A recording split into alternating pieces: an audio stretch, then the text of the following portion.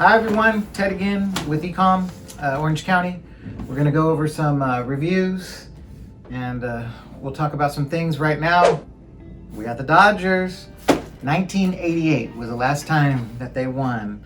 So we got some more Dodger stuff coming in, and this is a bobblehead. What is that?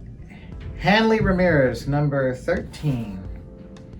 I think this was another giveaway at the Dodger Stadium.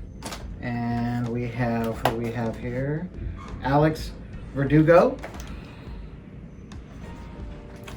And we have Hong Ching Koo, pitcher. All right, those all go together. 1988, my brother is very, very happy. My brother-in-law is very, very happy. All right, so we have another thing brought by the store manager, Betsy, again. She personally brought these over. And this is a Frederic Remington. And looks like a Native American warrior on a horse. Let's see how tall this bad boy is. About 20 inches, all right? And he's about 14, 15 inches that way. It's heavy, so the shipping on this is probably going to be really steep. Looks like it's all bronze. Let's see if there's any markings on the bottom. Nope, no markings on the bottom. All right. This is where you have the Frederic Remington right there. It's really in good condition. It's very nice. Very nice piece. And we have one more kind of like this one. All right, now we have the Bucking Bronco, another Frederic Remington. Oh man, let's see how big this bad boy is. 23 inches, almost 2 feet. It's about 15 inches that way too. There we go, nothing on the bottom, okay. They're all shaking their heads no. There's not that, oh look, there's a little snake right there. And the Cowboy has those big thick chaps on with the fur on it. And he's bucking that Bronco.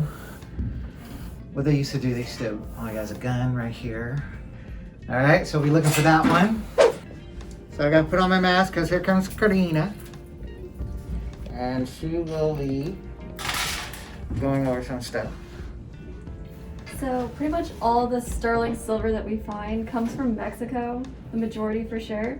This is a unique piece because it's from Denmark. It's by a Danish mid-century modern artist named Hansen. It definitely looks mid-century modern. So it was cool to find that because it's pretty uncommon. And then this, we have to call it a Native American style fetish necklace. Unfortunately, it doesn't have any markings at all on the clasp or anywhere else. The clasp is sterling silver, we tested it. But without the artist marking, we can't look up who made it, and therefore we can't definitively call it Native American, but it's definitely in that style. What is that? Is that like it has wolves and bears? It has 36 individual little animal carvings. Each one is different, made of all kinds of different stones. The last fetish necklace I got was just frogs, so this one is nice because it has all kinds of different little critters running up and down. This is a vintage Whiting and Davis mesh purse. This is made of metal mesh. It's in really good condition. I've gotten a couple of these in the past and they always seem to really handle the years well. They've always come in good condition. On the inside, we still have the original label with Whiting and Davis on it. We have their stamp too in the metal up here and made in USA. I'm gonna put this with a bunch of other vintage jewelry, some nice brooches and clip-on earrings, and just build a lot around it, going along the theme of this vintage, elegant, night out type of item. What year do you think that is? 50s? 50s? Okay. Okay guys, I got a special guest today. Her name is Georgia, and actually she used to work in Orange County. But now she works in Connecticut Goodwill, and so she was my lead over here, and the people in Connecticut came and snatched her away from me. And now she's me in Connecticut, so she runs the whole e-commerce. She had to set it all up, And I'd like for her to kind of talk about her story, but she wants to talk about one of these Louis Vuittons because this is her expertise. So, Georgia, why don't you come on into the frame here? So here we have a Louis Vuitton garment bag. It comes with a CUA from Entropy. Let me open her up. See how beautiful the inside is. There is a little bit of stainage, but overall you can just see how nice it's still, or what great condition it's still in. And I guess you probably hang from the top. Oh, you there. got the hangers, yeah. Yeah. The lock. Padlock. And there's some more pockets on the side too. The little luggage tag still attached. And you know, the crossbody. Can't go wrong when you have the crossbody when you're on travel. Hi, I'm Georgia. As Ted had mentioned, I started working for the mission about 8 years ago. But a little bit before that, I was out of work for the summer. I had just relocated back to California and just struggling getting a job. I also was in a terrible car accident where I almost lost my life. I had 3 broken ribs, a broken hip, lacerated forehead, collapsed lung, lacerated liver. They told my mom to get to the hospital as soon as she could because they thought I was gonna die that night. So fast forward to a year later, a family friend had mentioned working for Goodwill of Orange County, and I was like, okay, why not? So I started working at the retail store. I became full-time. After becoming full-time, I was able to get my first car. I had seen Ted at the Lost and Found sale, and he mentioned coming to work for e-com, and at first I said, no. I just walked away from her. So then she's like, wait. I thought about it throughout the weekend, and I decided I was ready for that transfer. For me, it was always actually my dream to work for the e-commerce department, but when I first started working for the company, I didn't have a car. So they told me that I should just go to a store that was closest to my house and would not have to worry about transportation. After that, I worked with Ted at like entry level, Econ 1, then I became Econ 2, Econ 3, and then I was lead. And I was lead for about 2 years, and then I was asked about an opportunity if I would consider relocating to Connecticut. So I thought about it, I applied for the job, and now I'm e-commerce manager of Goodwill Western Northern Connecticut. Goodwill continues to be part of every milestone that's in my life, that becoming e-commerce manager, getting my first apartment, so I feel like I'll always be a Goodwill cheerleader.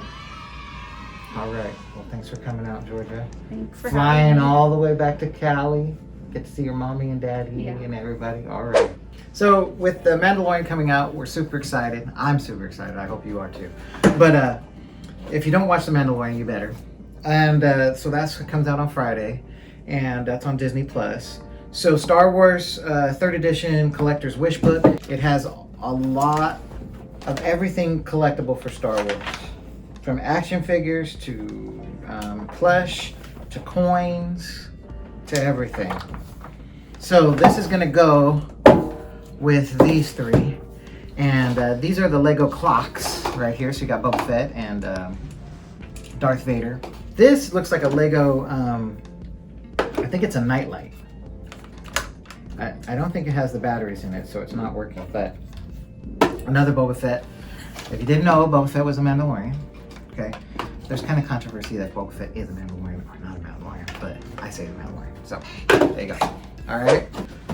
So we got 2 of the Star Wars Millennium Falcons. Now these are open.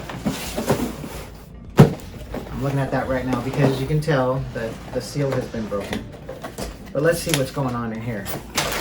It looks like it's complete. When we do these, we'll lay them all out, and we'll also go over to see if all the bags are here. So we gotta count them up and see if all the bags. 1. This is 2, 3, 4, 5. There's another little 2, a 6. I got 8 right here. 9, a 10. Oh. Oh, my man. 7. Millennium Falcon comes with 7 figures. Now this one I'm not going to open.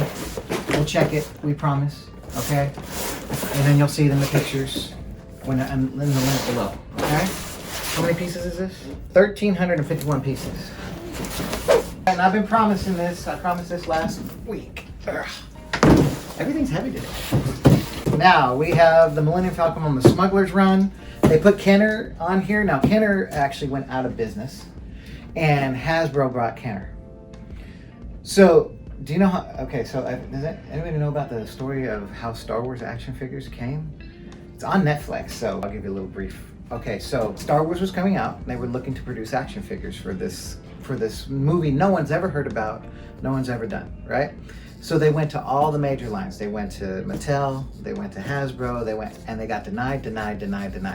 Finally, this little place called Kenner said that they could do them, but they were late because it took so long, so they were late. So when you actually went to the store, there was this cardboard thing. It was called the... Name of it now. I gotta look it up. What was the mail-away Star Wars thing called? Early bird kit. Early bird. Dang it! Kenner could not produce the figures fast enough because the movie was already out. So they wanted to get some figures out while the movie was out. So they called it an early bird kit. So what you did, your mother would go to like Kmart or whatever, and you'd buy this cardboard thing that had all the figures on it and said they'll come to you in the mail. So you got this early bird kit. It had nothing in it. It was just a cardboard cutout, and then the figures could stand on it, but you didn't get the figures that would stand on it. They would come in the mail. So you buy the kit, and then you'd have to give them the address and stuff and buy them and thing. That early bird kit, we actually had one here maybe about a year ago, and it sold for like $1,500. This is from the Smuggler's run, what's really cool about this one, it has the two, so it has the new dish and the old dish. Really cool, really massive. Comes with Chewbacca and another action figure and one of those little tiny guys. All right, here we go. All right, so y'all know what that is, right? This came in, right? And I know what you want to see. So yeah, we'll start from the bottom on it. All right, so you have the shin pads, the thigh. This looks like a more torso thing. It's really kind of, it is a little bit hard to move, but not that bad. Now I know why the Stormtroopers move like that in the movies. Another thigh piece, another thigh and shin, torso, chest, gauntlets, wrist protectors, elbow protectors, shoulder, and then on the back. So we have a back piece, lower back, and like a thermal detonator. Explosive results. There we go. So it is missing the helmet. All right. So there is a helmet online you can buy for this Shadow Trooper. You know, I really wish we would have got this for Halloween, but you know what? Have a Mandalorian party and dress up in this and get the helmet on, get the helmet, and you're set to go. Let's go walk out there and see if we can't stir something up in the warehouse. Nice. Easy for you to say, Janet. Nobody knows I'm doing this, so I don't know how they're gonna react. It actually fits you. I would love to wear that.